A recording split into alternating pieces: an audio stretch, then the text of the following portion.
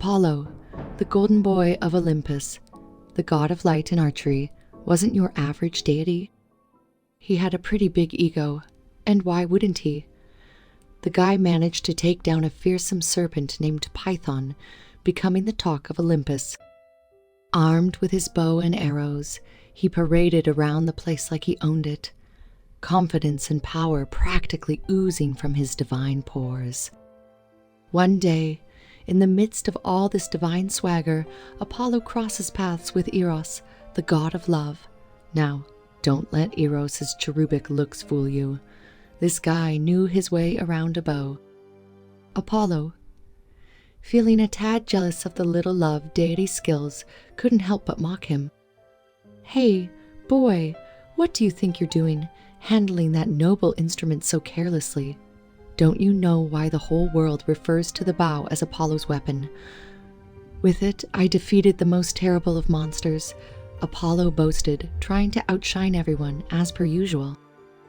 Eros, being the chill love god he was, decided not to take the bait. He just turned his back on Apollo and started strolling away, not interested in a divine rose session.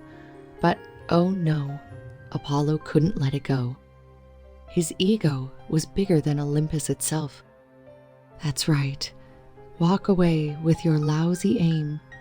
You'll never achieve a feat like mine," Apollo sneered, ratcheting up the insults like it was an Olympic sport. Enter mischievous mode for Eros. He'd had enough of Apollo's bragging.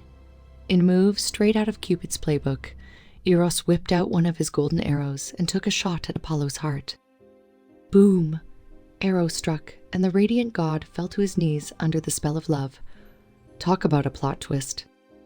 Apollo, who probably thought he was immune to all this lovey-dovey nonsense, was left scratching his godly head. Eros, without lifting a finger, had taught Apollo a lesson about the wild ride of love. So Apollo dusts himself off, still dazed from the whole arrow to the hard ordeal, and wouldn't you know it, he spots Daphne. Now, this nymph wasn't just any nymph. Apollo, struck by the love bug, was head over heels for Daphne's beauty. But Eros wasn't done playing teacher. With a smirk and a lead arrow, he aimed straight for Daphne's heart. Cue the repulsion vibes. Daphne wasn't having any of Apollo's advances. She turned away from the god of light with a "your figure disgusts me" kind of attitude. Apollo, still riding the love roller coaster, tried to charm his way into Daphne's heart, but she wasn't having it. In a desperate attempt to escape his advances, Daphne sought refuge in her father's river. "Papa, please, I'm tired of running away. Take away my beauty. It's becoming a real curse," she pleaded, hoping dear old dad could bail her out. Being the softy he was, Peneus granted his daughter's wish. The moment Apollo got his godly grip on her, Daphne went through a magical transformation. Tree mode activated. She morphed into a full-on laurel tree, leaving Apollo standing there with leaves instead of his dream date. Apollo, realizing he messed up big time, found himself hugging and kissing a tree.